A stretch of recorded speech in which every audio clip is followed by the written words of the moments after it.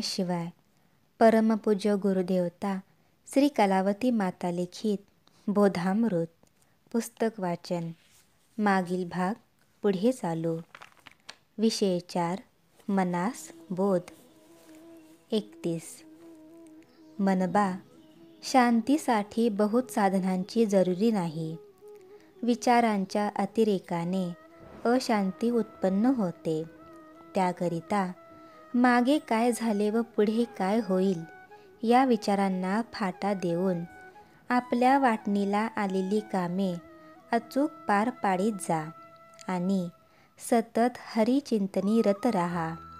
या गुरुवचनाचे तू क्षणभर देखील विस्मरण होऊ देऊ नकोस.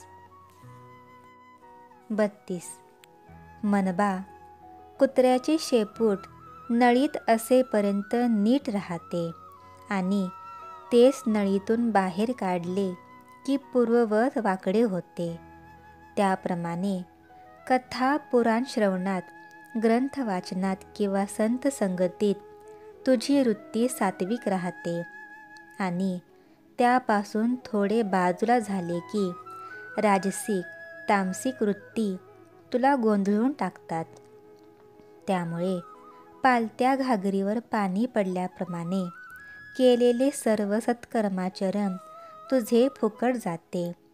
करिता पूर्ण स्थिरता अंगी बाणेपर्यंत तू गुरुचरणाचे विस्मरण होऊ देऊ नकोस. 33. मनबा, देहाचा आहार जसे अन्न आहे तसे परमेश्वराचे गुणगान करणे हा तुझा आहार आहे. अन्ना वाचून जशी देहाला पुष्टी येत नाही तद्वत परमेश्वराच्या स्मरणा वाचून तुझ्या अंगी धैर्य स्थैर्य बांधणार नाही. हरिस्मरणाचा अभ्यास गुरूंच्या सहवासातच साधतो. करिता तू काही दिवस गुरूंच्या सानिध्यात राहण्याचे कर. 34.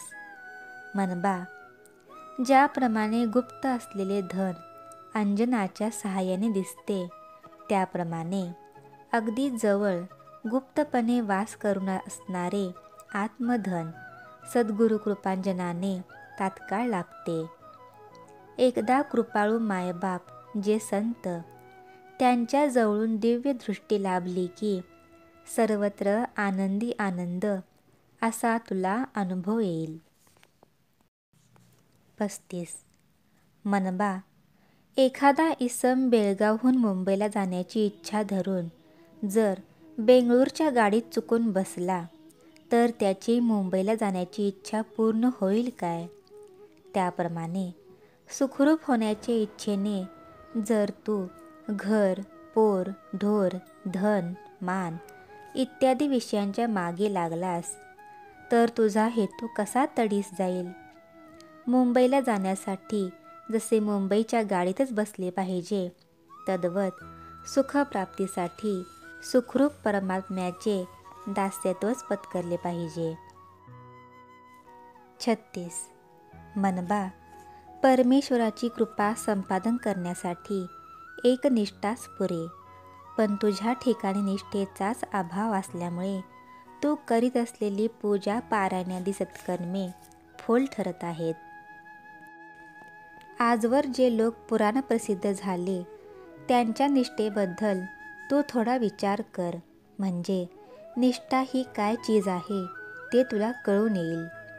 मुलांनी आईबापांची, पत्नीने पतीची, भक्ताने देवाची सेवा जर निष्ठापूर्वक केली तर अधिक सायासाशिवाय परमेश्वर प्रसन्न होतो. पुंडलिकाने मातापितरांची सेवा एकनिष्ठेने केली म्हणून परमेश्वर आपण होऊन त्याच्या भेटीला आला. अत्री मुनींची भार्या अनसूया हिने निष्ठापूर्वक पतिसेवा केल्यामुळेच ब्रह्मा विष्णू महेश्वर या देवत्रयांचे तिला दर्शन झाले. प्रल्हादाची देवावर एकनिष्ठा होती म्हणून तो अनेक महान संकटातूनही पार पडला.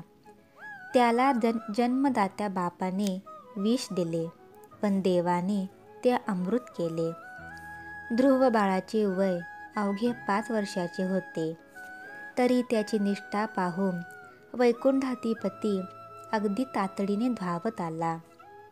द्वारकेचे राज्य वैभव भोगीत असलेल्या कृष्ण भगवानाला पोहे खावयास मिळत नव्हते असे नाही, पण सुदाम्याच्या निष्ठेमुळे त्याने त्याचे पोहे मिटक्या मारीत खाल्ले की नाही. गजेंद्र हा जरी पशु होता तरी त्याने एकनिष्ठेने मारलेली हाक ऐकताच क्षणाचाही विलंब न लावता परमेश्वर त्याच्या संकटी धावला. शबरीने बोरे आणून समोर ठेवण्याची फुरसत ती भराभर प्रभूने खाऊन टाकली. त्याचे कारण काय? राम बहुत दिवसांचा उपाशी होता? छे, नाही नाही, याला केवळ तिची निष्ठाच कारण आहे. भगवान कृष्ण दुर्योधनाकडचे पंचपक्वान्नांचे भोजन सोडून विदुराकडे गेला.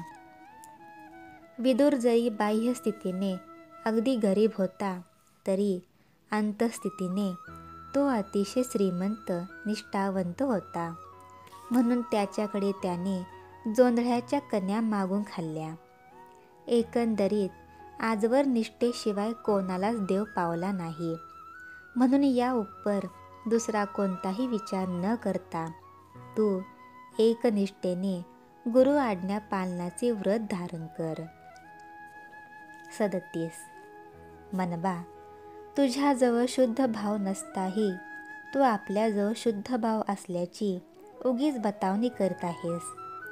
लोकांची वरवर दृष्टी असते, त्यामुळे त्यांच्यापुढे तुझे सर्व खपून जाते.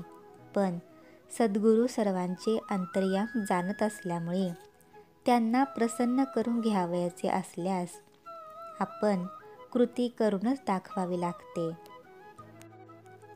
सद्गुरूंनी शेरा चांगला मारल्याशिवाय परमेश्वराचे गेट उघडले जात नाही. करिता तू तीळ मात्रही आत कपट न ठेवता तसेच थोडासुद्धा अंगचोरपणा न करता गुरूंची सेवा करायला लाग. श्री सद्गुरुनाथ महाराज की जय.